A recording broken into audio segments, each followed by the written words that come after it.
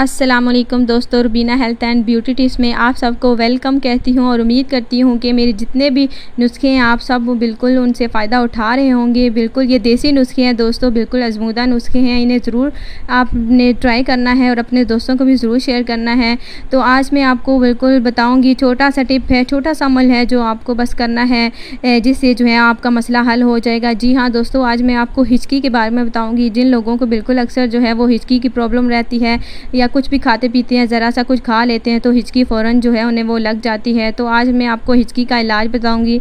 छोटा सा अमल है जो आपके करना है, आपने करना है, तो इससे आपकी हिचकी जो है वो ख़त्म हो जाएगी। तो हिचकी जिन लोगों को लगती है उन लोगों को ऐसा करना चाहिए कि आपने 1 चम्मच जो है कुकिंग ऑयल लेना है, उसमें आपने थोड़ा सा नमक शामिल करना है और वो जो है मिक्स अप उन दोनों को करके जो है आपने वो जो ऑयल होगा कुकिंग ऑयल, उसे आपने थोड़ा सा बिल्कुल चाट लेना है और आपकी हिचकी जो है वो जड़ से ख़त्म हो जाएगी। फिर वापस कभी हिचकी जो है हिचकी की प्रॉब्लम आपको कभी नहीं होगी। तो ये हमारा छोटा सा टिप था बिल्कुल हिचकी के बारे में। इंशाल्लाह ताला एक और नई वीडियो के साथ आपसे कल मुलाकात होगी। आज के लिए खुदा हाफिज़।